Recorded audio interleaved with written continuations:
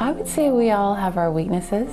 Yeah, I think Liv's the cheapest. cheapest. He does. I do. It's a humble lifestyle. I'm Hannah Smith. I'm Isaac Smith. I'm Phoebe Smith. The expectations can be quite high as to what kind of lifestyle people are expected to lead. In magazines, especially for women, they advertise clothes that are, $1,000 for a sweater or an expensive purse, as though young women should be able to afford it. There's a lot of cell phone marketing, a lot of device marketing, clothing marketing for younger people. They market it so if you don't have this particular medium, like text messaging or even email over your phone, you're not part of the young social crowd and you're missing out.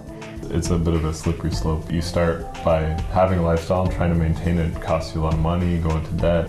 Everything from car loans, car payments, insurance, all those things. Like Phoebe went through that, so I know if I get in that position where I need a car, then I can go to Phoebe and I'll avoid some of the mistakes she made.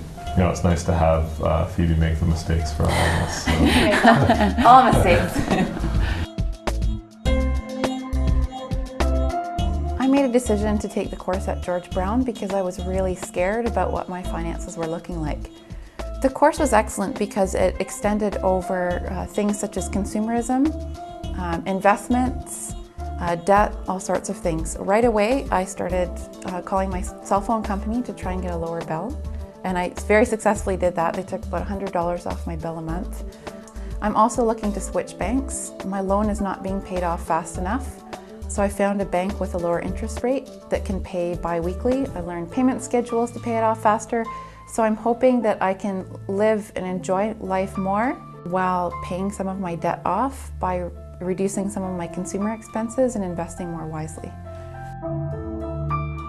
I don't know if there is necessarily an easy balance, but I do think that it's just a case of trying to save as much as you can, but still having some sort of a social life, and it's a balance.